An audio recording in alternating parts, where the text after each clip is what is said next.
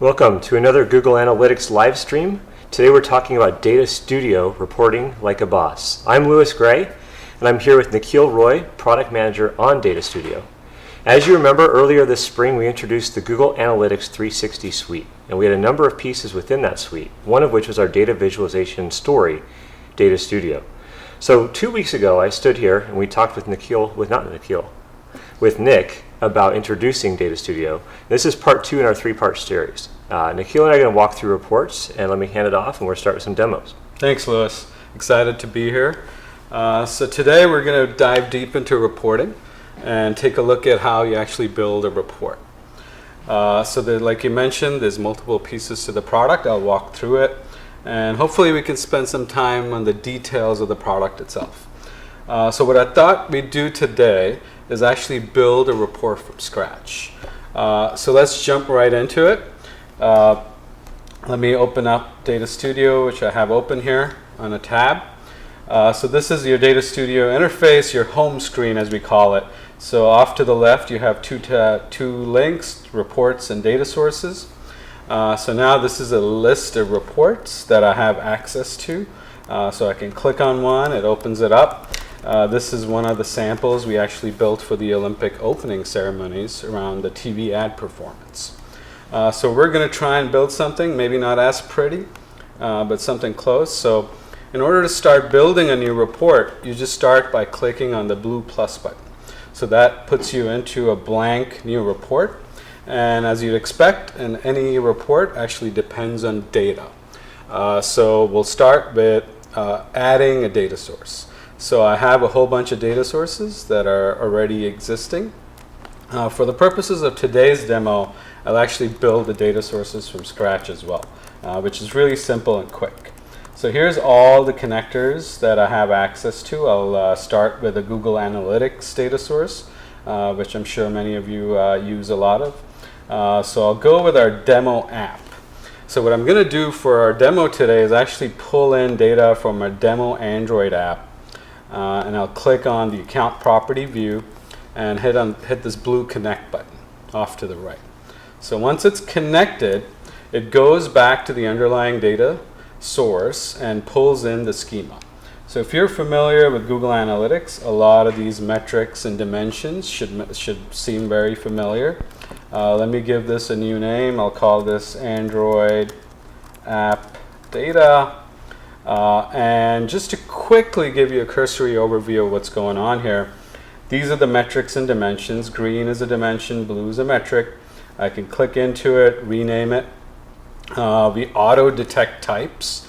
In this case it's Google Analytics, so we know the types beforehand. If you're going against a database or a sheet, we will still do the auto detection. If you want to change the type or change the granularity, for example, if this wasn't a metro code, it was a region code, you can do that here, or switch it to another type.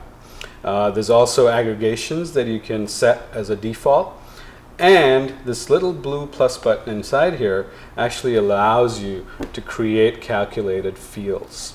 We can touch on that later, but for now, let's continue and build a report. So I'll go ahead and click on Add to Report. It'll confirm I want to add it, and boom, it drops me back into the report. Now this report editor is modeled after all of our other productivity apps at Google. So if you're familiar with docs, sheets, or slides, this should seem very familiar. You have a bunch of pull-down menus here and a toolbar that you can use. So all the visualizations are laid out on the toolbar.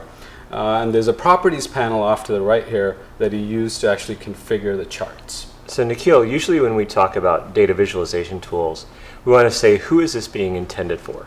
We looked at, at Google our mission is to make data accessible and useful. And for this, we can really kind of visualize the data and take it to an intended target. Absolutely. And so when you're going ahead and making a report, it's not just, hey, let's make this look pretty. We want to say, how can we make this look useful? So when you're doing this report, maybe give us an understanding of who you're intending this to be for. Absolutely. So this, I think obviously every dashboard can have a different audience. Sometimes when you're presenting to executives, you need to distill information or have less information. If it's intended for an audience that's actually running a business, you probably want slightly more information, more details. So this is really, I was thinking we'll do some Android and iOS data side by side, so multi-profile for someone that's running the app, right? So the team, the product, the marketing teams that are actually running the app is what I was intending this to be. So let's start building some visualizations, and in order to do that, you just click on one of the visualizations, and on the canvas, all you do is click and draw. And as soon as I release, the editor will auto-configure this visualization. So just like that, I'm drawing almost with data. It's pretty interesting. Off to the right in the properties panel, you'll see that my data source is auto-set to the one I just added. It's set a time dimension for me, and it's graphing sessions by default. So in this case, I'm fine with that. I'll leave the sessions in there, but I also want to add another metric. So let me go ahead and quickly do that. Now I get a metric picker, and I can go ahead and start looking for different metrics, or I can just search. So in this case, I want to look at average session duration, so let me add that in, and boom, it adds a line in for me. Looks like the scales are off, so let me fix that.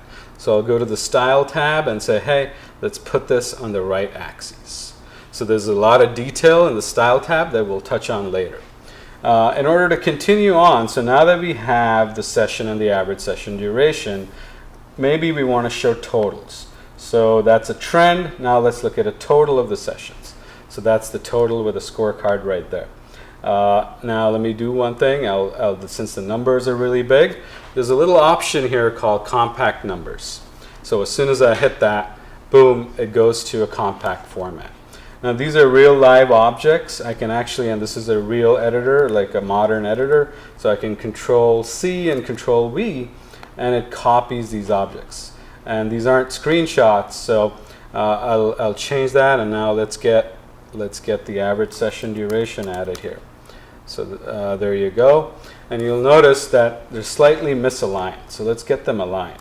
So I can click on that, go to the Arrange menu, or right click, and I'll say, okay, let me align the bottoms. And now I've got them perfectly aligned. Continuing on with other visualizations, let's drop a bar. One of the most commonly used visualizations is a bar chart. So I can add that in here. And again, it's auto-configured. So let's switch out the dimension for now and say, okay, in this case, it's Android. So let's look at a breakdown by the device marketing name. Or we could even go by the brand and see a breakdown by that. So I think some people would be really interested to know what data source you're drawing from, because you've explained to us that you're trying to kind of look at how Android access to the site is doing versus iOS, how they might behave differently. But where's this coming from? Are you pulling from your own personal website? Is this all of google.com? Where's this coming from? So this is actually a demo profile that we have some dummy data in. And that's it's Google Analytics data that's in a demo profile. Cool. So there you have it. Now you have the bar chart, and I quickly switched the orientation of it. I don't know if you quite caught that, to be horizontal. So now, in addition to some of the visualization tools we also have a bunch of shapes and text and image objects. So it really allows you to decorate and bring out your brand if you'd like. So let's start with adding a label. So let's label this data, and let's call this our Android app. And I'll go ahead and sort of make this bold, maybe change the font a little to be 24 pixels, and that looks pretty good. So now, to do a side-by-side, all I have to do is I'm going to go ahead and select all these objects and simply make a copy and paste it over. So now I have an exact duplicate of everything. As you see, it's not quite fitting. And also, for example, if I make a mistake or I hit delete by mistake, we do have undo and redo capabilities. I can just hit undo, and hopefully everything comes back. So we have this all set up side by side. Now let's go to the report settings, and I'm going to change the layout to be landscape so this can fit a lot more information. So now I have a lot more breathing room here, and I'll move this over. Just make sure I select the right information, move it over, and let me rename it to say iOS. So now the next task is to actually get the iOS data hooked up to these specific charts. So I'll go to data again, and I'll switch out the data source by clicking on it. And I'll say, let's create a new data source. And again, we're going to go against some demo data, some fake data, which we have here. And we have some fake iOS data in a profile. And I'll click on that and hit connect. Give it a second to connect. And I'll say this is iOS mobile GA data, something like that. And click on add to report. And once that's added, it'll add to the report, and you saw those things refresh. Let's continue using some of the shapes and things. Now, So- what I found interesting with that is you have multiple style elements. You have 4 different pieces that you selected, and all at once you changed the report source. That's right. I think I'm kind of used to tools where you have to do it each time for every single style element, Right. or you have to select them all and group them and then make a change, but you just kind of automatically did this. Yeah, so this, just like in some of the other editor products, it supports multi-select. So you can do multi-visualization operations in this product. Nice. So that's actually pretty nice. I added a title while we were talking, and let me give this, so we'll call this like a mobile app dashboard. I can position this, and it's starting to look more and more like a dashboard. So let's just, this bar chart let's switch this out. Obviously the mobile device branding for iOS, let's switch it to maybe mobile device info, so we see a breakdown by device type in this case.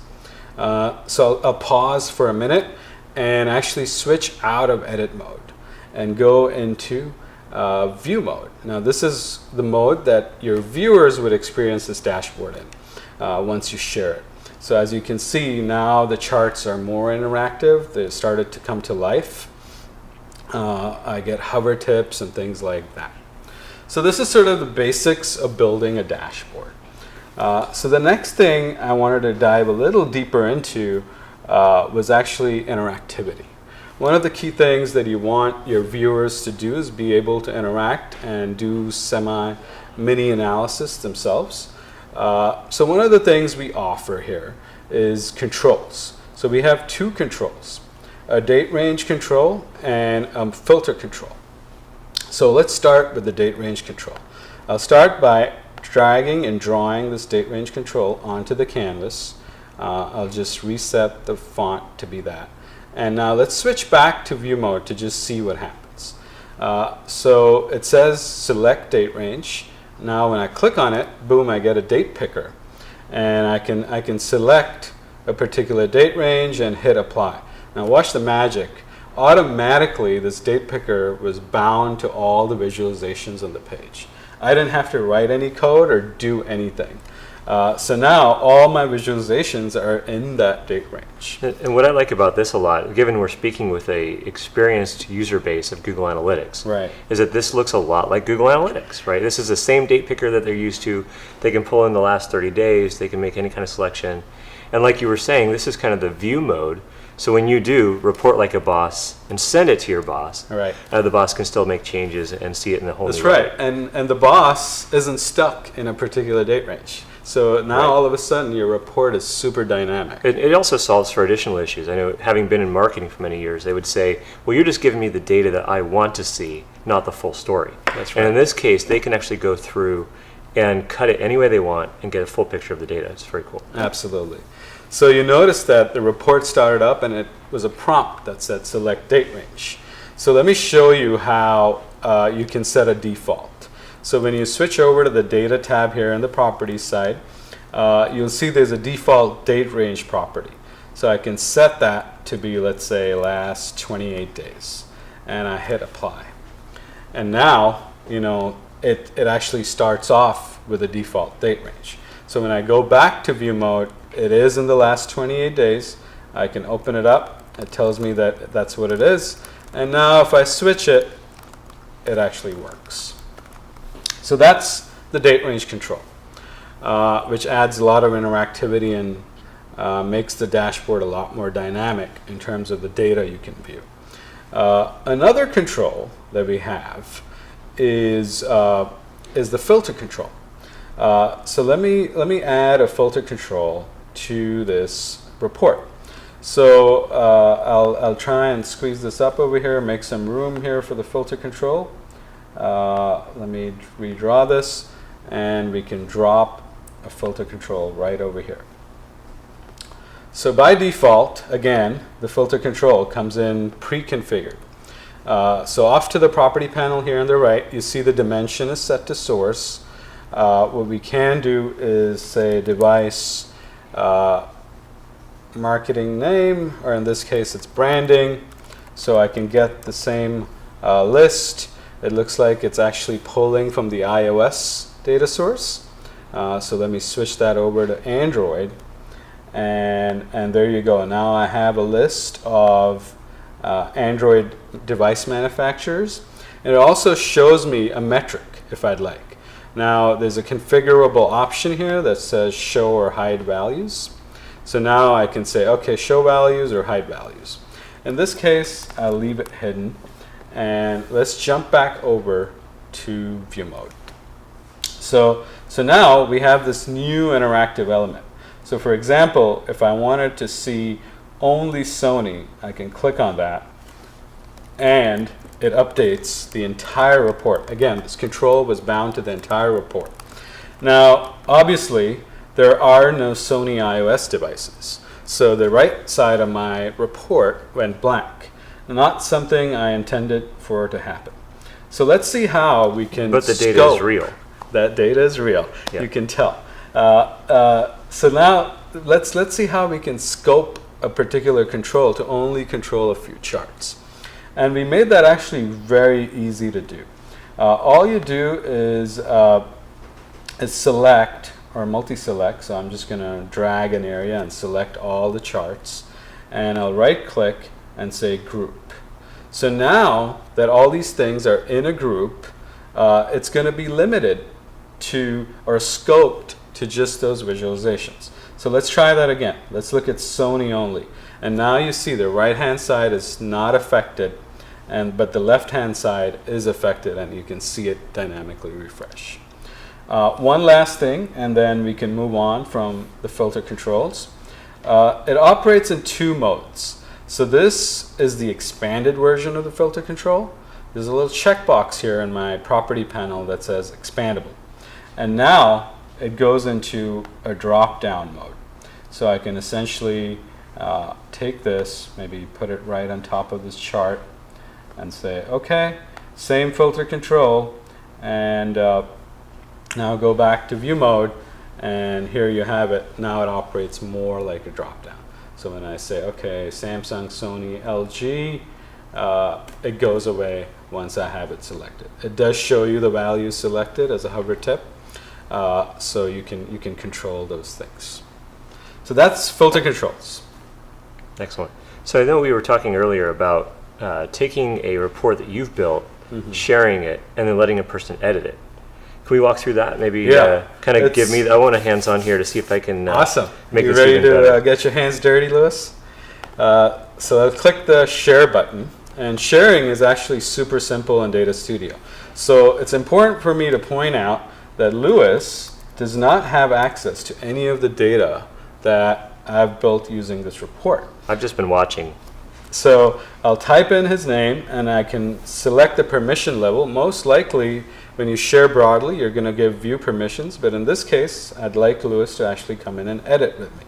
So I'll go ahead and click send, and this works very similar to any of the other docs or sheets or slides apps. And as soon as I hit send, Lewis got an email, and once he clicks on the email, opens it up, we should see his presence inside this report. So Lewis, as soon as you have that opened up, maybe we can work on this side by side. Sure. I was thinking what would be useful, maybe, or fun, to just sort of recolorize these charts to the right theme. So let's pick green for Android and whatever color you want for iOS. So long as you did send me the email. Because usually we've done this before, Yes. and every time we've done it previously, we get the email immediately. But because we're doing this live, and this does happen live, I didn't get the email immediately. So let's make sure you send it to the right place. Hopefully that's my corporate account, so everyone knows my email who's watching the live stream, and that's fine. Yes. And then that'll come over here, and I'll be able to kind of jump in and edit with you. Great. So I hopefully it'll did get that. resend that. There we go. So now I got it twice. That's how you know this works. All right. Right. So we're going to jump right on in. So from my perspective, you're not going to see my screen, but it should look identical to yours. So I have a report that Nikhil has set up, mobile app dashboard, and I see the same that you do. So you talked about my making style changes. Is that correct? That's correct. So I'm going to click the edit button in the top right corner of this dashboard, which you have as well. You can show that. And let's go ahead and make some changes. So for the iOS app, I have two graphs here. One is the session duration, and one is the sessions itself. So why don't we go ahead and mess with the style a little bit? What do you think that? What color do you want iOS to be today? Red. Red. Okay, we'll go with some red here. Then make some red. You'll see they're kind of conflicting because the session duration is also red. Make it a little bit thicker. I'm going to go into line weight and change from 2 to 4. So if you guys are watching Cool. this live on his screen, as I made changes, they show up completely to Nikhil, In and he real sees time. it happen.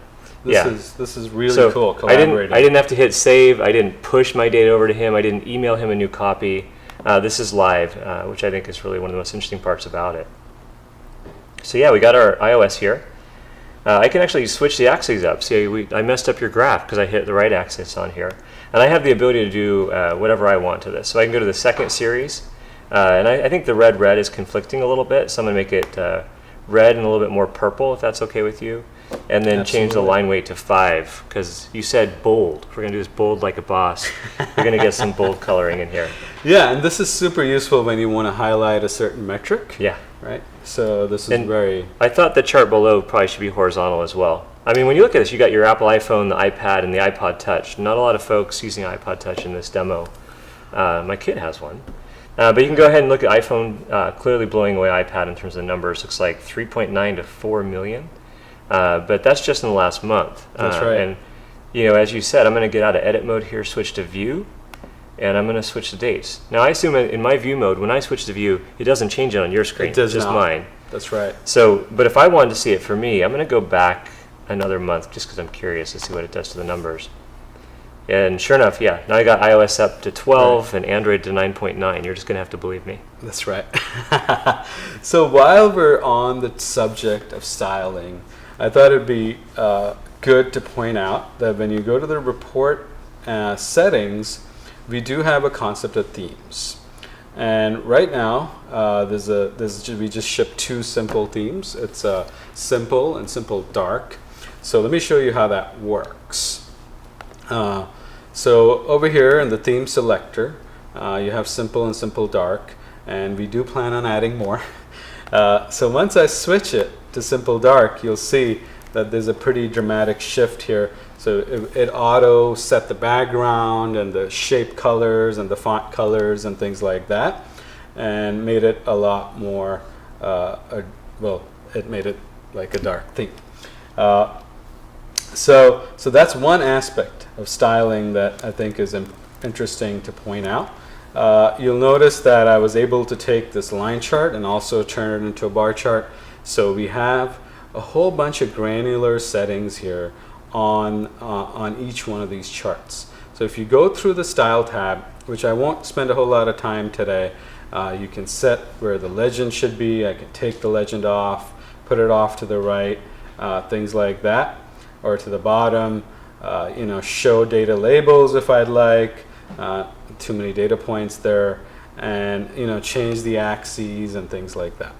Cool. So that's some of the style settings. Now, I got told by the team that we are getting a lot of questions rolling in on YouTube. Okay. So we do want to save some time for the Q&A. Yes. And I know actually one of the top questions I get, we get to listen to our users a lot on the social channels. Number one question we always hear, when is Data Studio coming to my country?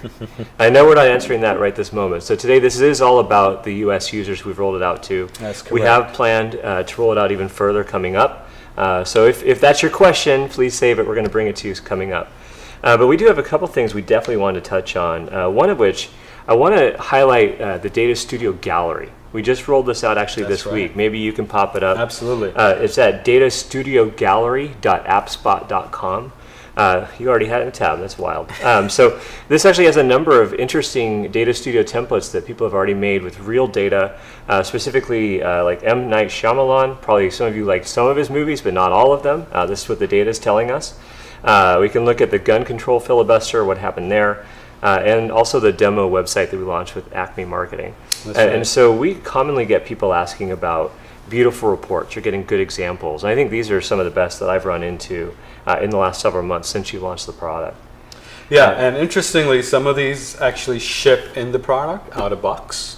So once you sign up for the product, obviously if you're in the US or even internationally, you'll at least get to see them and play with them. You can view and edit no matter where you are in the world. Creation right now is limited to the US, so we ship some samples so you can get started. You just go to the file menu and make a copy for yourself of the sample, and you're off and running. Very cool. So I want to not throw off your flow here.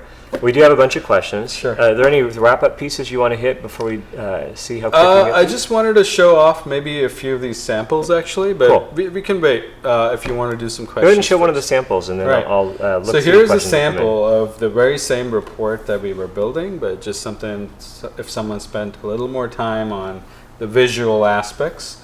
The one thing I did forget to mention was a report or a dashboard can be multiple pages. So in this case, this is actually a 2-page dashboard, and the second page is all geo-based. I think the M. Night Shyamalan deck is actually multiple pages. That's right. That It walks is. through each movie, starting with Sixth Sense all the way down. Yeah. And really has some deep detail and amazing visuals that you wouldn't want to try and cram into one page. That's right. And that's why we allow multiple pages to get created.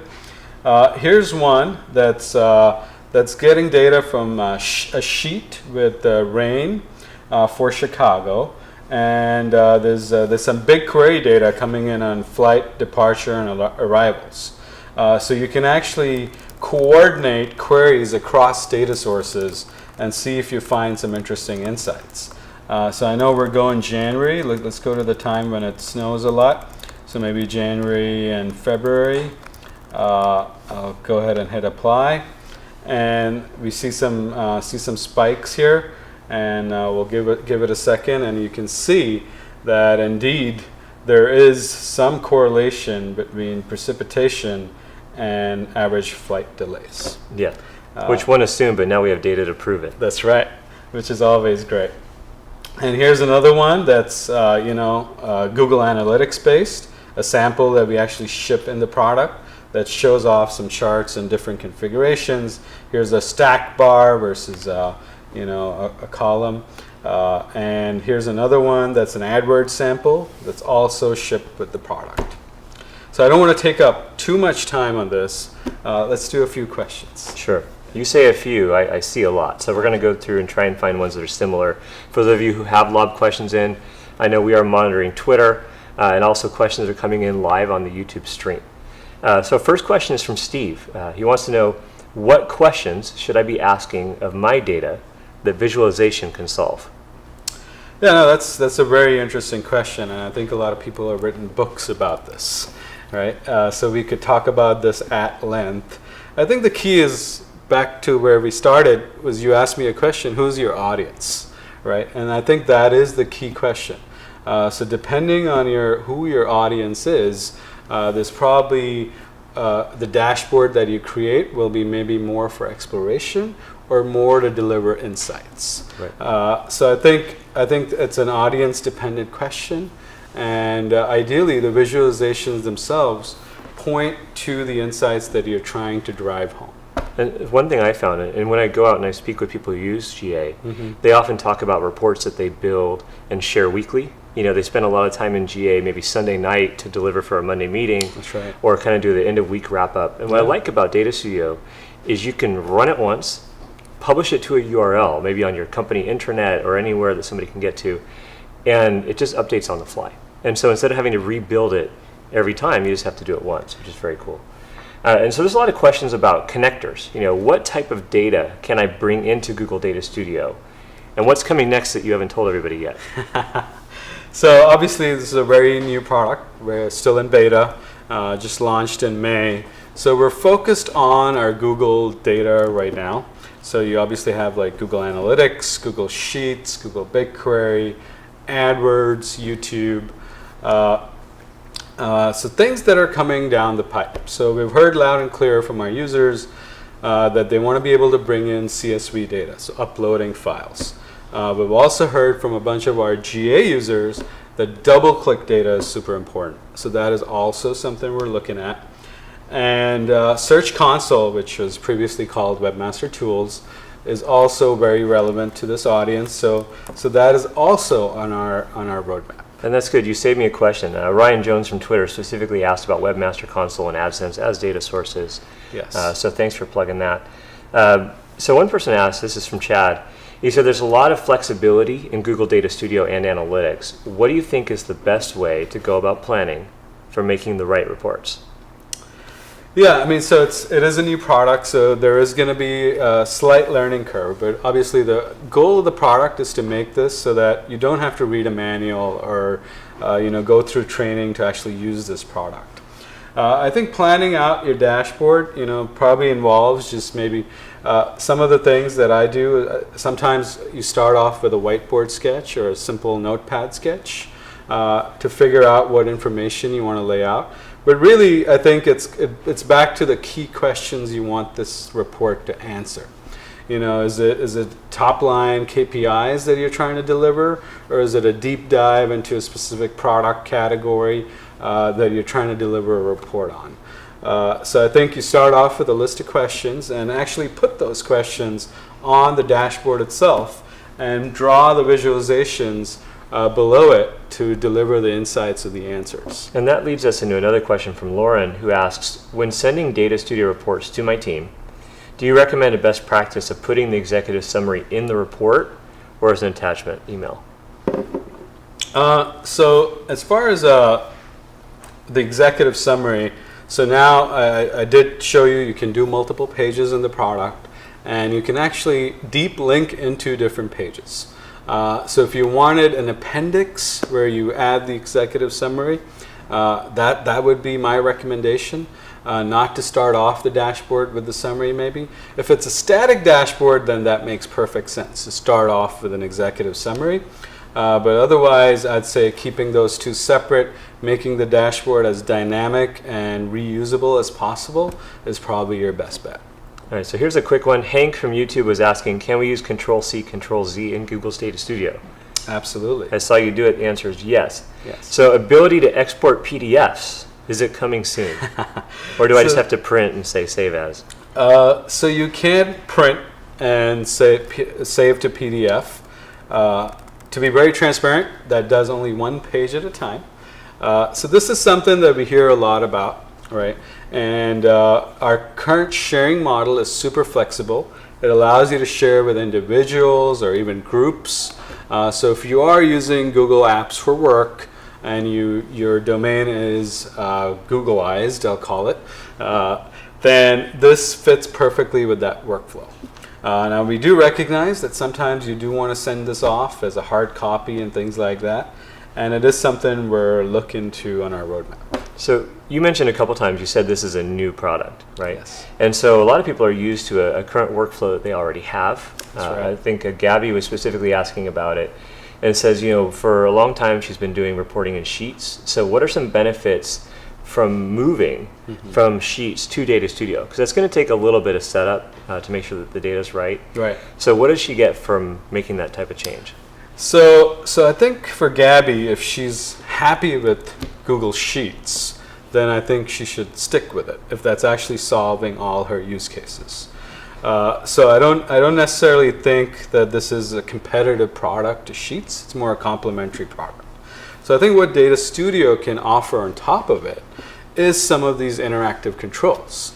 The ability to put multiple charts on a single page is something that only Data Studio does. In Google Sheets, you can take a chart and make it an entire tab, but you can't have multiple visualizations on a tab.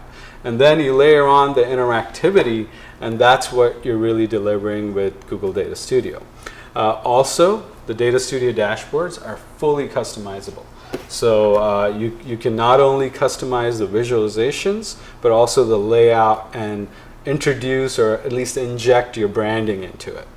The third point I'll make, and we can keep going, is with a Google Sheet, you're also kind of sharing some data with it, the raw data.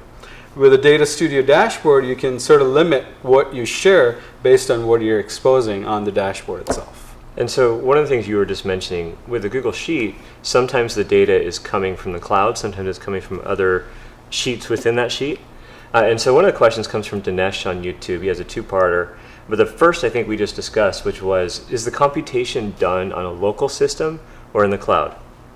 So the way, I'm not sure I completely understand the question, but this, for the most part, what we're doing is we're going to the underlying system, fetching the data in real time and displaying it. Now obviously there's some caching layers that we add on top of that to improve performance and make sure this thing loads really fast. But the computation is done on the server side, so in the cloud, and then rendered down to the client, which is your report. Dinesh also wants to know, do we have a limit on the number of rows? So the limit is really system source, data source dependent. So for example, Google Sheets has a 2 million cell count limit, and we are limited by the underlying system.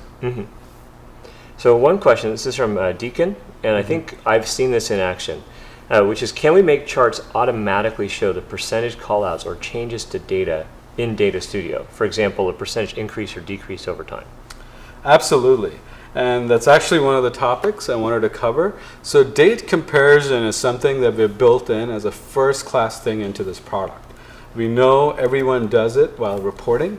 So you can click on any visualization, and when you go to the date area, the date properties of it, you can set up a comparison period for it. So it comes built out of box. Line charts, you can draw 2 lines. The scorecard, you can show like an up and down arrow, things like that. Yep. Tables, compare one column to a previous date, things like that. And going back to this is a common question I've seen ever since we launched, which is, what about custom reports and dashboards in analytics? So do we see Data Studio as a replacement for those? And should I start using Data Studio instead of them or in addition to? This is from Mark. Yeah, so it really comes down to a couple of decisions. So if the audience of your dashboard already has access to Google Analytics, and the current dashboard and custom reporting solutions in Google Analytics satisfy your needs, then I don't really see a reason to pull them out into a new product. But having worked on Google Analytics for a while, I know there's a ton of limitations in those 2 features. And it's those limitations that actually led to building of Data Studio. So I would say, if you want to display data from multiple profiles, if you want some of the interactivity, some of the customization, the flexibility of Data Studio, it makes sense to just use this product. And couple that with our very flexible sharing model, and you've got a winner essentially. All right. So Cosmin has a question. Can we have tables with records on multiple pages? A table with records on multiple pages. Yes. So if, I don't know if you can see my screen, but I mean, I'm assuming the question is really around, here's a table and there's a pager at the bottom which has multiple pages. So yes, the answer is yes. Yeah. I mean, obviously, you're going to, anytime you release a product into the wild, right, users are going to interact with it in a way that you didn't anticipate. Absolutely. And that's kind of the best part of having that initial either beta program or starting with a small geography, that's right, small like the United States. Yes. And then learning from that and then building out. And so it is always interesting to see. Yeah, and we're very encouraged by the feedback. Please keep it coming. Yeah. And so one question, we talk about building reports like a boss. But as we mentioned, sometimes you have to send these to your boss. So what kind of job titles do you see benefit from knowing this tool, either in building it or receiving it? Right. And broad question, what else should they know? So currently we're focused on, analysts, data scientists, people whose job it's generally to deal with data. So that's our current focus for this product. But we hope that we can broaden those categories to other areas within the organization. So for sort of trivial or repetitive tasks, we hope that you can offload as a data analyst some of this onto your users where they can be more self-sufficient. And what was your second question? What else should they know? What else should they know? Well, I mean, it's a very easy product. It's not that hard to actually ramp up on this product. And I don't think you should make it your goal that you want to switch out your entire BI or reporting system onto Data Studio. My advice would be to just start small. Start with 1 or 2 dashboards and see if you can replace something with Data Studio and see how it works out for you. Cool. Well, Nikhil, I definitely want to thank you for coming in and talking about this. I've been looking forward to this for the last couple of weeks, ever since we announced it. We are planning a third live stream coming up in a couple of weeks with Dave Olesen, focused on all the connectors and different pieces that we have coming into Data Studio, the different sources that we can work on. I know he's excited about that, as am I. Absolutely. As always, continue your questions. Bring them up to us on Twitter, Google+, LinkedIn, wherever you find us at Google Analytics. And going forward, take a look at Data Studio at datastudio.google.com. I'm Louis Gray, happy to host this today, and thanks a lot, Nikhil, for joining us. Thank you for having me.